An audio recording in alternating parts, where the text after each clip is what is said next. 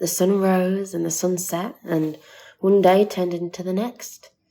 Time became just a concept, something long forgotten, until the monotony came finally to an end.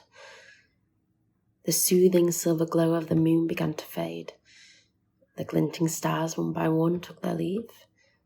I had been staring out a while at the vast abyss of darkness when I saw the first flash.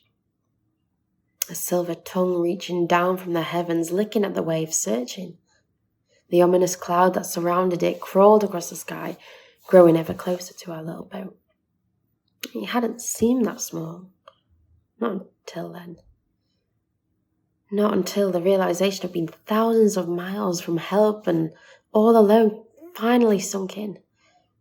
I swayed back and into the cockpit where I saw my father's figure, his tired eyes illuminated by the red torch that hung from my forehead. He continued to stare out at the deceptive disguise of the dark. As the boat lurched, I reached out to steady myself on the chart table, only to gaze up bleary-eyed at the ever-rising figures the wind was picking up. On my return outside, I felt the first few drops of rain run down my cheek, or at least I thought it was rain. My face was caked in so much salt that I could no longer differentiate whether it was the harsh taste of the ocean spray or precipitation that had just gathered up these crystals on its journey down my cheek. My dad appeared at my side, informing me all the navigation software was turned off and it was time to batten down and ride out the storm. A simple action that relieved me of my post and ignited my adrenaline. At once, the exhaustion was lifted. Looking up at the sail, I scrambled up onto the deck, tethered myself to the safety line, and moved as swiftly as possible in the rolling sea towards the base of the mast. Time was running out. The waves were growing taller, the white horses chasing us down.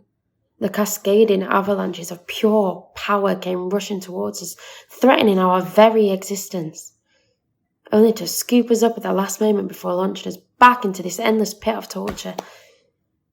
I showed my torch up the mast, just in time to see the great flash of light come crashing back towards me. The storm was almost upon us. I wound the rope onto the winch and released the clutch. I lowered the sail with as much caution as was possible until it reached the marker of the third reef, but as I moved my hand back over the clutch, it slipped. The sheer force of the storm tore the sail from my control. The vast white canvas raged above me, threatening to rip itself into shreds. The wind itself eased for a split second, providing me with the opportunity to complete my task. With the rain now pouring down the mast into my eyes, I began my descent back towards the cockpit. I clung to the rail as a tsunami of water running down the deck crashed out at my ankles, attempting to wash them out from beneath me. I reached the helm station and turned to face the wall of near horizontal rain, my eyes attacked by thousands of tiny pins and needles that launched themselves towards me.